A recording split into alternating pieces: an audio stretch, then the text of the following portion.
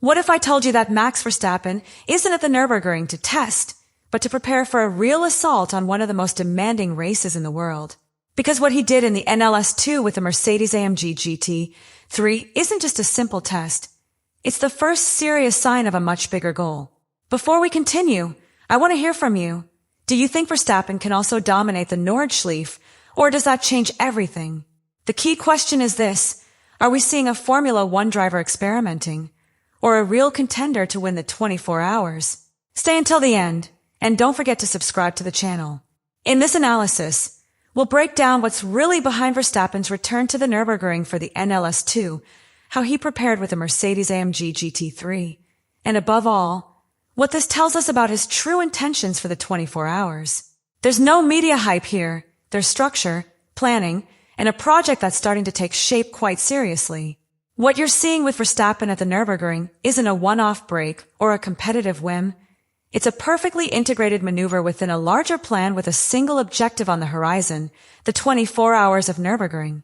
This race has historically separated the fast from the truly complete, and this is where things get interesting.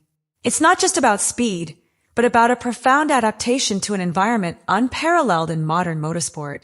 There's a detail many overlook that completely changes the way the story is told. Verstappen isn't arriving at the Nordschleife as a rookie. He comes with prior experience, a recent NLS victory, and a fairly advanced understanding of what it means to manage traffic, grip changes, and pace on a circuit that demands constant precision for over 20 kilometers per lap, making each stint a mental as well as a technical test. Furthermore, the Formula One calendar isn't an obstacle but a strategic advantage. This return to NLS 2 fits perfectly into a window where he can compete without compromising his main program, demonstrating that there's no improvisation involved. In this move, there is meticulous coordination between commitments, team, and objectives, something that not all pilots can afford, and that raises the level of seriousness of the project. Much of the content circulating right now insists on interpreting his performance in the test as a sign of potential dominance, but if you look at the actual data, what you see is accumulated mileage in stable conditions, work in traffic, and progressive adaptation to the car, exactly what any driver building a solid foundation for an endurance race would do, not someone seeking immediate headlines.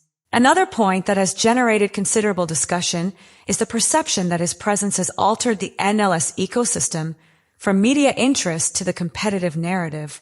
Here, it's important to be precise, because what is documented is that the series has managed to fit his participation into the calendar to maximize impact, but that's more a strategic opportunity than preferential treatment within the competition.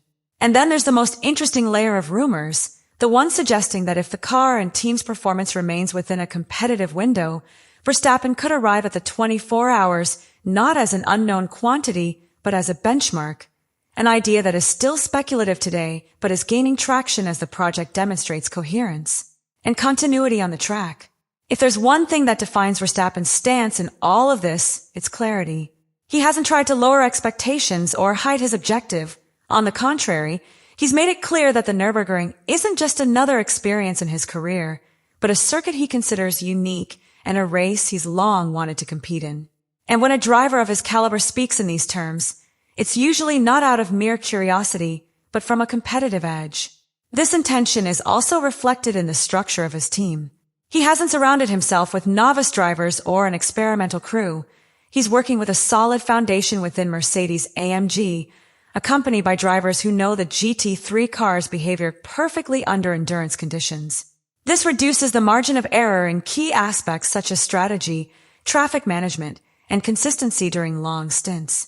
There's another important nuance in his discourse and his approach to this program. He's no longer behaving like a driver discovering the Nordschleife, but like someone who understands where time is gained and lost in this type of race, which translates into a much more focused approach. Methodical, where each batch has a clear purpose and each adjustment seeks repetition rather than immediate impact. If this program reaches the level it suggests, the first consequence is immediate and quite uncomfortable for the rest of the grid, because Verstappen would cease to be a media figure at the event and become a competitor with a direct impact on the result. And in a race like the Nürburgring, that not only changes strategies, but also how other teams manage risk, traffic, and pace during the opening hours. The second consequence is more profound and relates to the standard it can set. If an active Formula One driver manages to be competitive in such a specific environment as the Nordschleife, a historical barrier between disciplines is broken, forcing a rethink of the extent to which current talent can be transferred to contexts where technique, patience, and race awareness are more important than pure qualifying speed.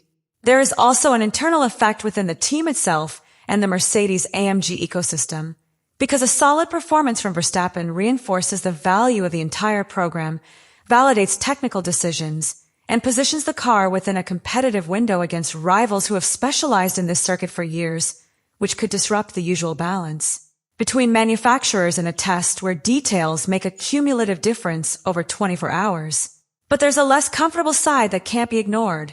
The Nordschleife doesn't care about reputation or past achievements. Here, a small mistake, a misread of traffic, or a delayed decision can jeopardize all the previous work, and that's where this project will truly be measured, not in its pace at any given moment, but in its ability to survive, adapt, and perform under constant pressure throughout the entire race. In the short term, what truly matters isn't a single fastest lap or an isolated result, but the continuity of the program. If Verstappen continues to accumulate mileage in real race conditions, with heavy traffic and varying grip, then he will be building precisely what defines a competitive endurance driver: precise repetition, clean decision-making, and the ability to constantly adapt in an environment that changes lap by lap. Another key point to observe is the car's evolution within the competitive window. It's not just about the Mercedes AMG GT3 being fast at a specific moment, but about maintaining consistency over long runs, managing tire wear effectively, and responding well to temperature changes, factors that at the Nürburgring often prove far more decisive than any flying lap attempt. The evolution of team coordination will also be crucial. 24 hours isn't won by a single driver. It's won through collective execution. This is where the chemistry between Verstappen, his teammates, and the engineers becomes critical, especially in traffic, strategy, and driver changes, where every decision can make or break a race. Cumulative time. And finally, there is an element that cannot be easily measured but will be decisive: risk management. Because as the big race approaches, the focus will shift from learning to optimizing, and that's where we'll see if this project is truly ready to compete at the highest level or if it's still under construction.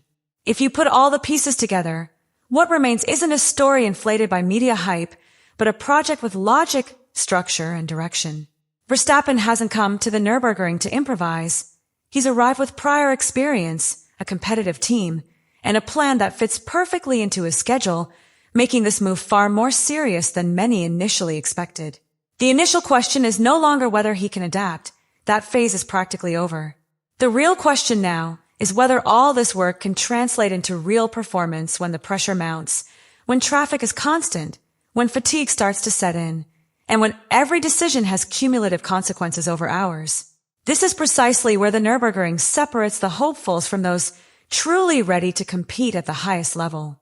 And this is where the analysis becomes more interesting, because if Verstappen manages to transfer his discipline, his race reading, and his technical precision to this environment, then we wouldn't just be talking about a standout performance.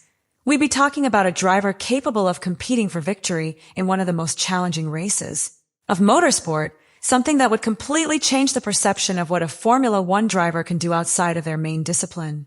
Now the question is for you. Do you think Verstappen can really win on his first serious attempt at the 24 Hours of Le Mans, or will the Nordschleife put him in his place? Let me know what you think in the comments, and don't forget to subscribe to the channel.